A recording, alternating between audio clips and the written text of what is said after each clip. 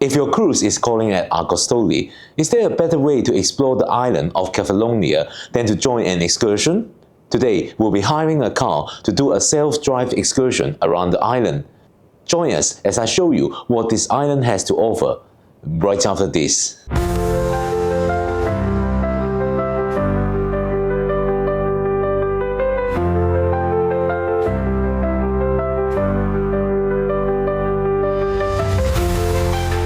Well, good morning from the Ionian Sea. As you can see, the sun is just rising. Today, we'll be docking at Argostoli, the capital of the beautiful Greek island of Kefalonia. Instead of booking an excursion, we've decided to hire a car and explore the island on our own. Well, we've just got off the ship. We're now going to our car rental place now, which is not very far away, just a few minutes walk. Lots of fancy yachts at this port.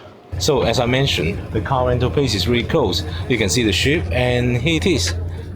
Auto rentals. Well, the car doesn't come with much gas, so we're pumping up here at the petrol station, 20 euro. That should mostly last for the whole day. So we're on our way now. Our first stop today is the famous Melissani Cave Lake. We've heard that this place can get pretty crowded with the tours, but by driving ourselves, we're hoping to beat the big rush. It's about 45 minutes drive from Argostoli to Sami, the town near the cave. Kefalonia is known for its stunning landscape, and even the drive is an experience. And, by the way, this is actually where they filmed Captain Corelli's Mandolin with Nicolas Cage. So, if you're into movies, this might look familiar. Well, we've made it to Melissani Cave. The cave has a lake inside, and when the sun is high enough in the sky, the sunlight hitting the water creates this amazing, almost electric shades of blue. They call this the Cave of the Nymphs. According to Greek mythology, the nymph Melissani lived here. Legend has it that she was so beautiful that god Pan fell in love with her. When she rejected his advances, he became angry and chased her into the cave.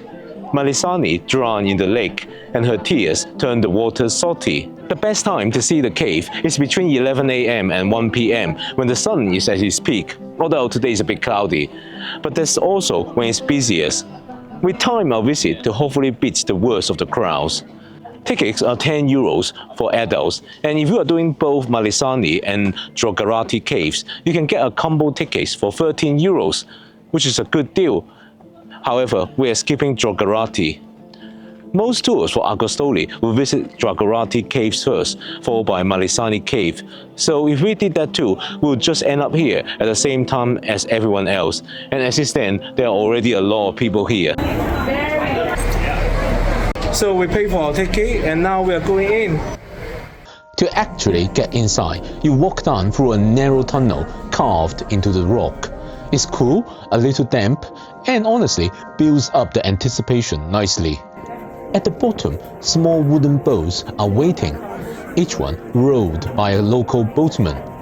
You'll be sharing the ride with a handful of other visitors, so there's a bit of a queue system to keep things moving. Your ride starts off in the main chamber with that dramatic open roof. By the way, that's the result of a roof collapse thousands of years ago, and is what gives this place its almost supernatural glow. It turns the water into this impossibly turquoise blue color. And then comes the fun part. To reach the second chamber, the boat has to pass through this really narrow channel, so tight that the boatman can't even use the oars here. Instead, he pulls the boat along by a rope fixed to the wall. The gap is so narrow, there's only a few inches to spare on either side. This second chamber has no opening above.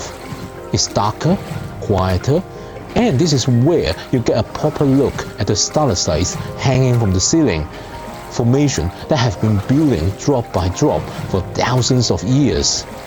And then it's time to head back, ducking through the same narrow gap one more time. Rope pulled again, back towards the main chamber. And as you come back through, that light hits you all over again. The blue, the glow, it somehow feels even more striking the second time around. So we just finished the tour and the time is 11:38 and the queue, the line, look at it. It's so far back now. So we're on our way now. We just finished Melissani Cave. We're so glad that we have done it earlier before all the crowd has arrived. So now we're going to have some beach time. There are two famous beaches on this island. One is great for views and the other is great for actual sunbathing and swimming. So we'll head to the latter first. So we've just arrived at Antisamos Beach and they have free parking here as well as free sunbaths, but you do have to buy at least a drink. Look at this place. It got white pebbles beach, crystal clear water, and it's great for snorkeling. Plus, it's surrounded by lush hills, making it a perfect setting to just kick back and relax. Yeah, I could get used to this. This is also an organized beach with beach bars, sunbaths, and water sport. It's actually very good value. You can get free parking and free sunbaths as long as you just buy a drink or a meal here. Antisamos Beach is also famous as being one of the shooting locations of Captain Corelli's Mandolin. We were hoping to spend a couple of hours at Antisamos Beach to sunbathe and have a swim. Unfortunately, the weather had other ideas. It was already quite cloudy when we arrived, but as soon as we were about to strip off, the sky opened up and the rain came down. We quickly made our way to the beach restaurant and decided to wait it out over lunch. Steve ordered some sandwiches, while I went for a pasta dish. It wasn't quite the beach experience we had planned, but at least we are staying dry. After lunch, the rain actually got even heavier, so there was nothing we could do except sit back and wait for it to pass. Well, after that almighty thunderstorm, we've got back to our car. We actually waited out in the restaurant. We had our lunch. It was very good, but we were really hoping the thunderstorm will finish, and now the rain has subsided. But it's still quite grey and there's still a little space of rain. And eventually we do have to get back to the ship. We can't just keep waiting. So unfortunately, we have decided to cut this short and move on to our next spot. Slowly.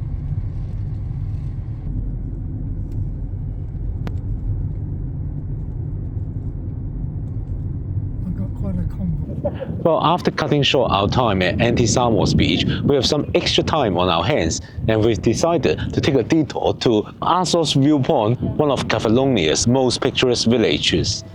We didn't have enough time to make it all the way down into the village itself, but we couldn't resist stopping at the viewpoint to take in the stunning scenery from above. The view from up here is absolutely stunning. Panoramic views of the sea, the rugged coastline, and the village below. The village sits between the hills and a beautiful sheltered bay. Up on the hill is the impressive Venetian castle. It was built by the Venetians in 1593, and today it's one of Kefalonia's most impressive landmarks. It's really like an extra bonus. We didn't plan on this, but now because we come here, we really appreciate this beauty. Okay, we've got one more stop before heading back to the ship. We're driving to the iconic viewpoint overlooking Myrtos Beach. Myrtos Beach is famous for its milky blue waters and dramatic cliffs, but it's not really a good swimming spot. Instead, the best way to enjoy it is from above. Just look at the view. Myrtos is often considered one of the most beautiful beaches in all of Greece, and it's not hard to see why. But getting down to the beach itself is quite tricky. It's a steep, winding road, so most people just stop here at the viewpoint to snap a few photos.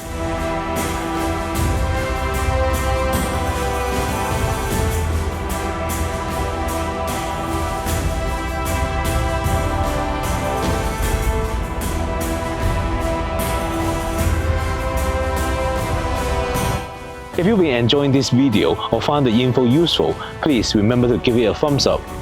It really helps the channel and it lets me know you want to see more content like this. Be sure to also hit that subscribe button so you don't miss out on more adventures from our Mediterranean cruise. And with that, it was time to head back to Argostoli. We are almost back at Argostoli now, but there is one more viewpoint. Behind me, this pedestrian bridge is called the Voyager. which provides a shortcut linking Argostoli with the rest of the island. It's the longest stone bridge over the sea in the world. From here, you can enjoy a great view of Argostoli.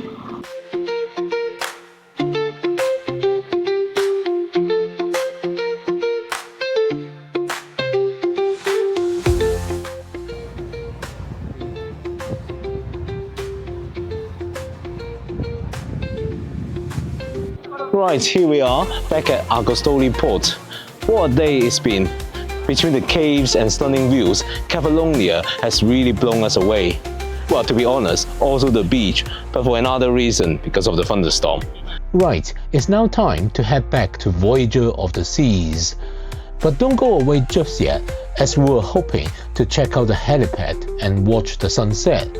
But first, let's grab some dinner in the main dining room. Well, tonight there was actually nothing on the starters menu that was appealing to me. So I asked if I could have one of the main courses as a starter.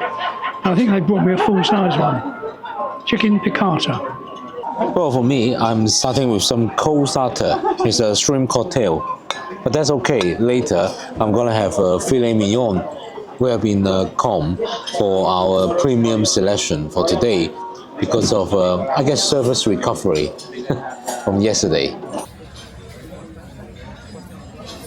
So this is our filet mignon, looking really good. Yeah. Well, trying out this filet mignon now, it looks really pink in the middle. Comes with some sauce, really nice.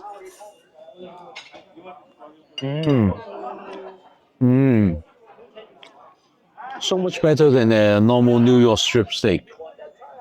It cuts through so easily and it's so tender. Well, we just finished the dinner. It was really good. And now there's a beautiful sunset. Right, let's go see if the helipad is open. Yay, the helipad is indeed open. And this is the perfect place to watch the sunset as we sailed away from Kefalonia. What a great way to round off our memorable day. Well, I hope you enjoyed coming along with us. Our next spot is gonna be Kotor in Montenegro. And I've been looking forward to it so much. But if you've missed any of our previous stops, check out one of the video links popping up right now. See you over there. Ciao.